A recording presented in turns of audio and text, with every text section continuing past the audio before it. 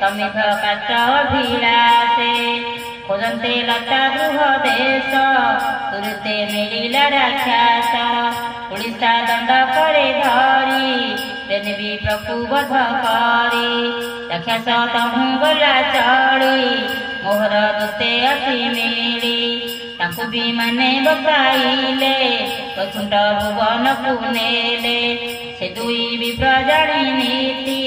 भक्ति रे सूर्य को पूजंती तेणु संतोष मोर मन ते मोर भक्त प्रधान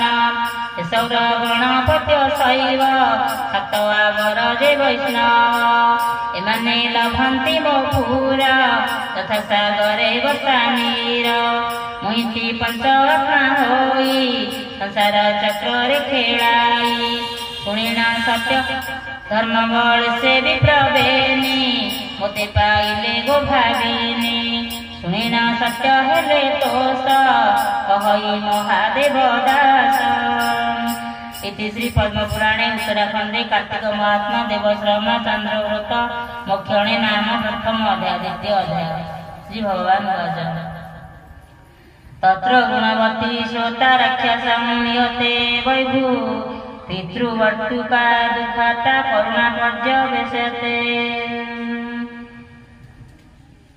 दूरे निषाद गण थिले पढ़ाई संदेश कहिले पति प्रियर हत शुणी से चंद्र व्रतर घरणी विकले कर इरुदन हेबि कलु तुए सन पिता गृहत एका बेले निधन मोर पाप फले गृहे मोर केही नाही केमते धरिबि मु देही स्वभावे अल्प बयस विपद पड़िला शेष पुडु मोहर कर्म फल प्रभात हस्त गला बेल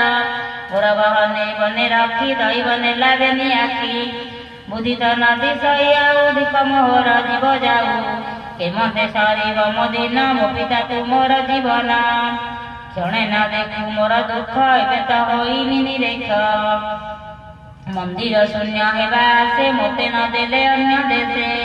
परकु मोर गृह भरी पाइली प्राण प्राण प्राय करी मोते ताहांकु विवाह देले एबे सांगरे घेनी गले अनाथ करी गल मोते मुजांती स्वामी संगते उभय कूल ज्ञाति शून्य केते गजलन तिलदाना प्रेत के पवित्र करिब एणु रखिब मोर जीव